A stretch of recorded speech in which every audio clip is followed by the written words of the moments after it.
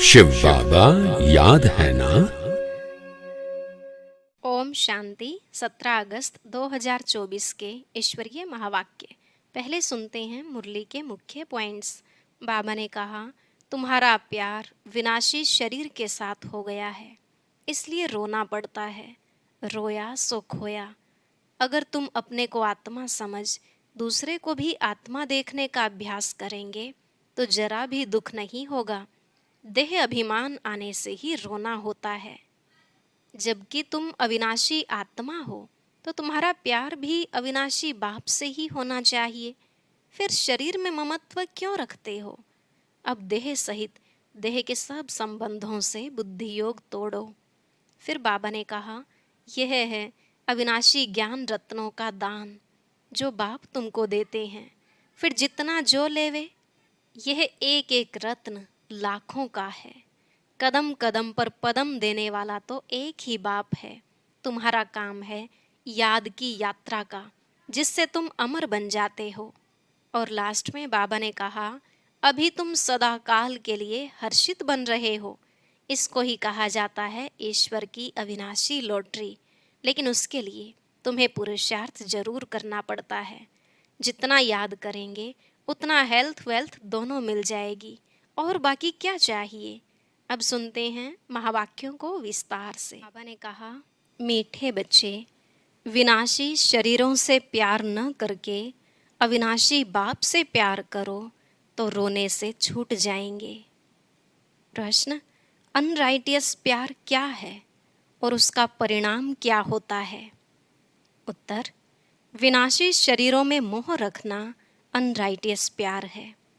जो विनाशी चीज़ों में मोह रखते हैं वह रोते हैं। देह अभिमान के कारण रोना आता है। सतयुग में सब आत्म अभिमानी हैं, इसलिए रोने की बात ही नहीं रहती। जो रोते हैं वह खोते हैं। अविनाशी बाप की अविनाशी बच्चों को अब शिक्षा मिलती है, देही अभिमानी बनो तो रोने से छूट जाएंगे। ओम शांति। यह तो बच्चे ही जानते हैं कि आत्मा अविनाशी है और बाप भी अविनाशी है, तो प्यार किसको करना चाहिए? अविनाशी आत्मा को। अविनाशी को ही प्यार करना है। विनाशी शरीर को थोड़े ही प्यार करना चाहिए। सारी दुनिया विनाशी है, हर एक चीज़ विनाशी है। यह शरीर विनाशी है, आत्मा अविनाशी है। आत्मा का प्यार अविनाशी होता है। आत्मा कभी मरती नहीं, उसको कहा जाता है राइटियस। बाप कहते हैं, तुम अनराइटियस बन गए हो। वास्तव में अविनाशी का अविनाशी के साथ प्यार होना चाहिए। तुम्हारा प्यार विनाशी शरीर के साथ हो गया है, इसलिए रोना पड़ता है। अविनाशी के साथ प्यार नहीं, विनाशी के साथ प्यार होने से रोना पड़ता है। अभी तुम अपने को अविनाशी आत्मा समझते हो तो रोने की बात नहीं, क्योंकि आत्म अभिमानी है। तो बाप अब तुम बच्चों को आत्म अभिमानी बनाते हैं। देह अभिमानी होने से रोना होता है। विनाशी शरीर पिछाड़ी रोते हैं, समझते भी हैं आत्मा मरती नहीं है। बाप कहते हैं, अपने को आत्मा समझो। तुम अविनाशी बाप के बच्चे अविनाशी आत्मा हो। तुमको रोने की दरकार नहीं। आत्मा एक शरीर छोड़ जाए दूसरा पार्ट बजाती है। ये तो खेल है। तुम शरीर में ममत्व क्यों रखते हो? देह सहित देह के सब संबंधों से बुद्धि योग तोड़ो। अपने को अविनाशी आत्मा समझो। आत्मा कभी मरती नहीं। गायन भी है, जो रोया सो खोया। आत्म अभिमानी बनने से ही लायक बन जाएंगे। तो बाप आकर देह अभिमानी से आत्म अभिमानी बनाते हैं। कहते हैं, तुम कैसे भूले हुए हो? जन्म जन्मांतर तुमको रोना पड़ा है। अब फिर से तुमको आत्म अभिमानी बनने की शिक्षा मिलती है। फिर तुम कभी रोएंगे ही नहीं। यह है रोने वाली दुनिया, वह है हंसने की दुनिया। यह दुख की दुनिया, वह सुख की दुनिया। बाप बहुत अच्छी रीति से शिक्षा देते हैं। अविनाशी बाप की अविनाशी बच्चों को शिक्षा मिलती है। वह देह अभिमानी हैं, तो देह को ही देख शिक्षा देते हैं, तो देह की याद आने से रोते हैं। देखते भी हैं शरीर खत्म हो गया, फिर उनको याद करने से क्या फ़ायदा। मिट्टी को याद किया जाता है क्या? अविनाशी चीज़ ने जाकर दूसरा शरीर लिया। यह तो बच्चे जानते हैं, जो अच्छा कर्म करता है उनको फिर शरीर भी अच्छा मिलता है। कोई को खराब रोगी शरीर मिलता है, वह भी कर्मों अनुसार है। ऐसा नहीं कि अच्छा कर्म किया है तो ऊपर चले जाएंगे, नहीं, ऊपर तो कोई जा नहीं सकते। अच्छे कर्म किए हैं तो अच्छा कहलाएंगे, जन्म अच्छा मिलेगा, फिर भी नीचे तो उतरना ही है। तुम जानते हो कि हम चढ़ते कैसे हैं। भल अच्छे कर्मों से कोई महात्मा बनेगा, फिर भी कला तो कम होती ही जाएगी। बाप कहते हैं फिर भी ईश्वर को याद कर अच्छा कर्म करते हैं तो उनको अल्पकाल क्षणभंगुर सुख देता हूँ, फिर भी सीढ़ी नीचे तो उतरना ही है। नाम करके अच्छा हो, यहाँ तो मनुष्य अच्छे बुरे कर्मों को भी नहीं जानते हैं। रिद्धि सिद्धि वालों को कितना मान देते हैं, उन्हों की पिछाड़ी मनुष्य जैसे हैरान होते हैं। है तो सारा अज्ञान। समझो कोई इनडायरेक्ट दान पुण्य करते हैं, धर्मशाला हॉस्पिटल बनाते हैं, तो दूसरे जन्म में उसका एवजा जरूर मिलता है। बाप को याद करते हैं, भल गालियाँ भी देते हैं, तो भी मुख से भगवान का नाम कहते हैं। बाकी अनजान होने के कारण जानते कुछ नहीं। भगवान को याद कर रुद्र पूजा करते हैं, रुद्र को भगवान समझते हैं, रुद्र यज्ञ रचते हैं, शिव व रुद्र की पूजा करते हैं। बाप कहते हैं मेरी पूजा करते हैं, परंतु बेसमझी से क्या क्या बनाते हैं, क्या क्या करते हैं। जितने मनुष्य उतने उन्हों के गुरु हैं। झाड़ में नए नए पत्ते, टाल टालियाँ आदि निकलते हैं तो वह कितना शोभते हैं।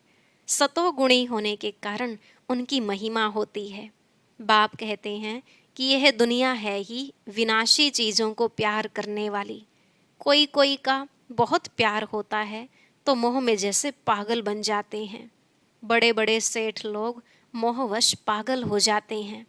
माताओं को ज्ञान न होने के कारण विनाशी शरीर पिछाड़ी विधवा बन कितना रोती याद करती रहती हैं। अभी तुम अपने को आत्मा समझ दूसरे को भी आत्मा देखते हो तो जरा भी दुख नहीं होता। पढ़ाई को सोर्स ऑफ इनकम कहा जाता है। पढ़ाई में एम ऑब्जेक्ट भी होती है, परंतु वह है एक जन्म के लिए। गवर्नमेंट से पगार मिलता है, पढ़कर धंधा धोरी करते हैं तब पैसे आदि मिलते हैं। यहाँ तो फिर बात ही नहीं है। तुम अविनाशी ज्ञान रत्नों से झोली कैसे भरते हो। आत्मा समझती है कि बाबा हमको अविनाशी ज्ञान खजाना देते हैं। भगवान पढ़ाते हैं तो जरूर भगवान भगवती ही बनाएंगे, परंतु वास्तव में इन लक्ष्मी नारायण को भगवान भगवती समझना रॉन्ग है। अभी तुम बच्चे जानते हो, ओहो, जब हम देह अभिमानी हो जाते हैं तो हमारी बुद्धि कितनी डिग्रेड हो जाती है, जैसे जानवर बुद्धि बन जाते हैं। जानवरों की सेवा भी बहुत अच्छी होती है, मनुष्यों की तो कुछ भी नहीं। रेस के घोड़ों आदि की कितनी संभाल होती है, यहाँ के मनुष्यों की देखो क्या हालत है।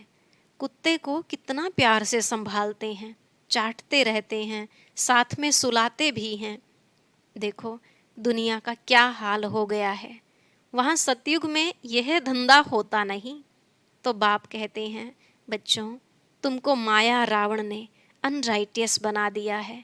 अनराइटियस राज्य है ना, मनुष्य अनराइटियस तो सारी दुनिया भी अनराइटियस हो जाती है। राइटियस और अनराइटियस दुनिया में देखो फर्क कितना है। कलयुग की हालत देखो क्या है। मैं स्वर्ग स्थापन कर रहा हूँ तो माया भी अपना स्वर्ग दिखाती है, टेम्पटेशन देती है।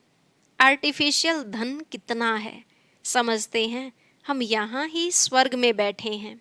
स्वर्ग में थोड़े ही इतने ऊंचे 100 मंजिल के मकान आदि होते हैं। कैसे कैसे मकान सजाते हैं। वहाँ तो डबल स्टोरी के भी मकान नहीं होते, मनुष्य ही बहुत थोड़े होते हैं, इतनी जमीन तुम क्या करेंगे। यहाँ जमीन के पिछाड़ी कितना लड़ते झगड़ते हैं, वहाँ सारी जमीन तुम्हारी रहती है। कितना रात दिन का फर्क है। वह लौकिक बाप, यह पारलौकिक बाप है। पारलौकिक बाप बच्चों को क्या नहीं देते हैं। आधा कल्प तुम भक्ति करते हो, बाप साफ कहते हैं इनसे मुक्ति नहीं मिलती है, अर्थात मेरे से नहीं मिलते। तुम मुक्तिधाम में मेरे से मिलते हो, मैं भी मुक्तिधाम में रहता हूँ, तुम भी मुक्तिधाम में रहते हो।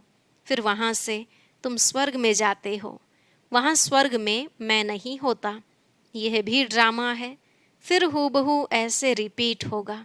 फिर यह ज्ञान भूल जाएगा, प्रायलोप हो जाएगा। जब तक संगम युग नहीं आया है, तब तक गीता का ज्ञान हो कैसे सकता। बाकी जो भी शास्त्र आदि हैं, वह हैं भक्ति मार्ग के शास्त्र। अब तुम नॉलेज सुन रहे हो, मैं बीज रूप ज्ञान का सागर हूँ। तुमको कुछ भी करने नहीं देता, पाँव भी पड़ने नहीं देता। पाँव किसका पड़ेंगे, शिव बाबा के तो पाँव है नहीं, यह तो ब्रह्मा के पाँव पड़ना हो जाएगा। मैं तो तुम्हारा गुलाम हूँ। उनको कहते हैं निराकारी निरहंकारी। सो भी जब वह एक्ट में आए, तब तो निरहंकारी कहा जाए।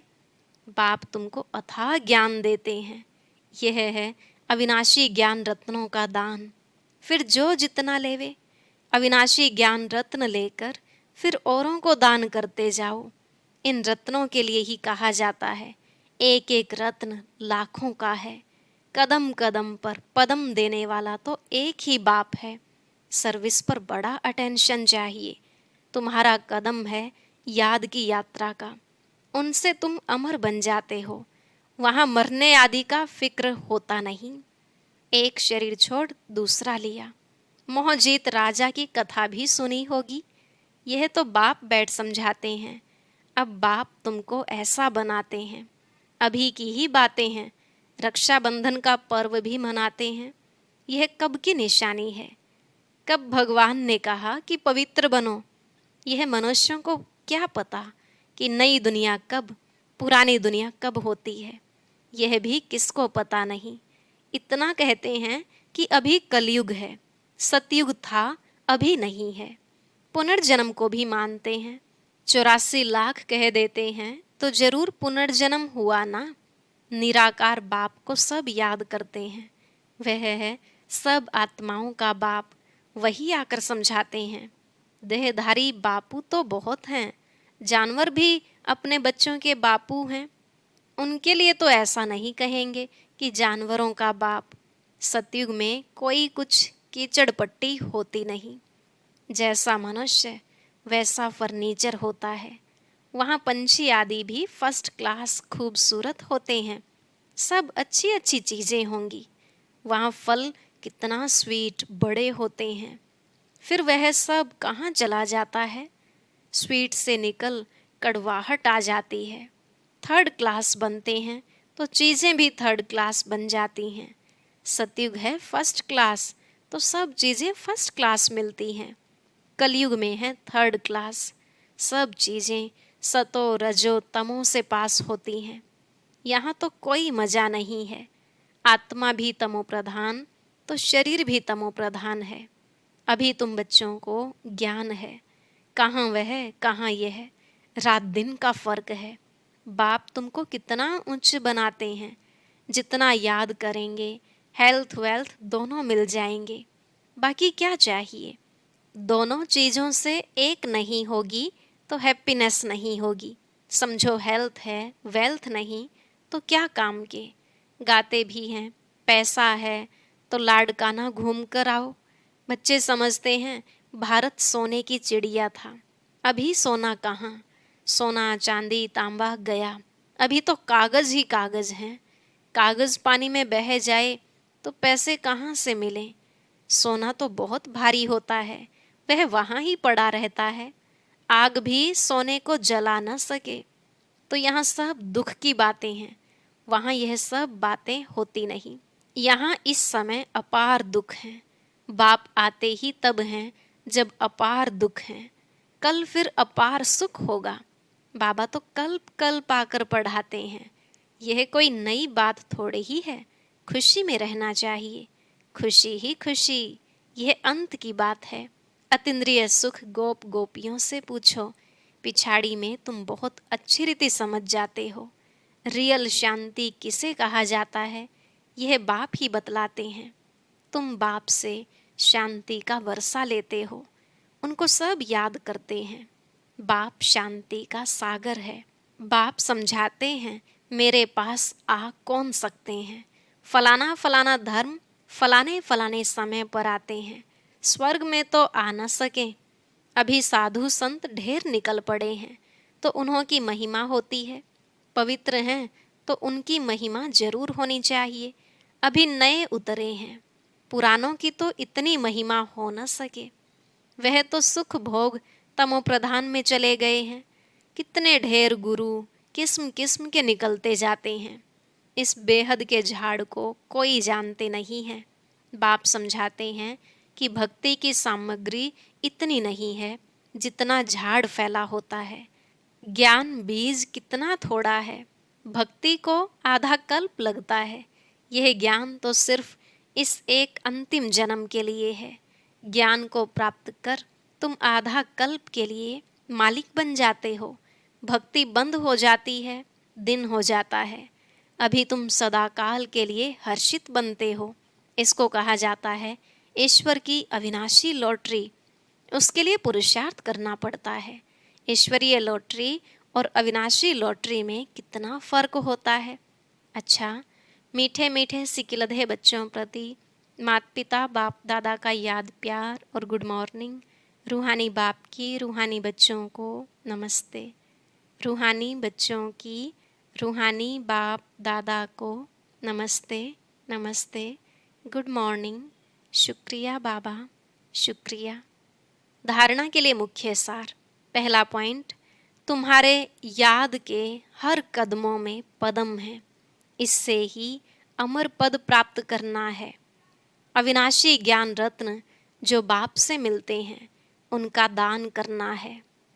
दूसरा, आत्म अभिमानी बन अपार खुशी का अनुभव करना है। शरीरों से मोह निकाल सदा हर्षित रहना है। मोह जीत बनना है। आज का वरदान, हर घड़ी को अंतिम घड़ी समझ सदा रूहानी मौज में रहने वाले विशेष आत्मा भव। हर घड़ी को अंतिम घड़ी समझ सदा रूहानी मौज में रहने वाली विशेष आत्मा भव। बाबा ने कहा, संगम युग रूहानी मौजों में रहने का युग है। इसलिए हर घड़ी रूहानी मौज का अनुभव करते रहो। कभी किसी भी परिस्थिति या परीक्षा में मूंझना नहीं, क्योंकि यह समय अकाले मृत्यु का है।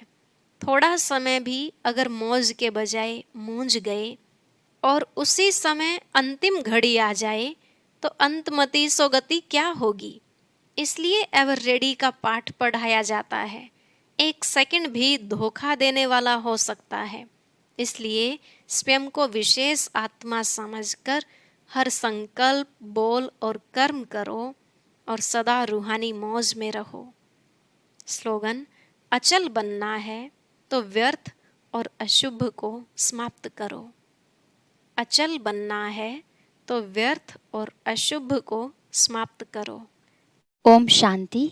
अब सुनते हैं आज का अव्यक्त ज्ञान मोती। इसके लिए ऊपर दिए गए बॉक्स पर क्लिक करें।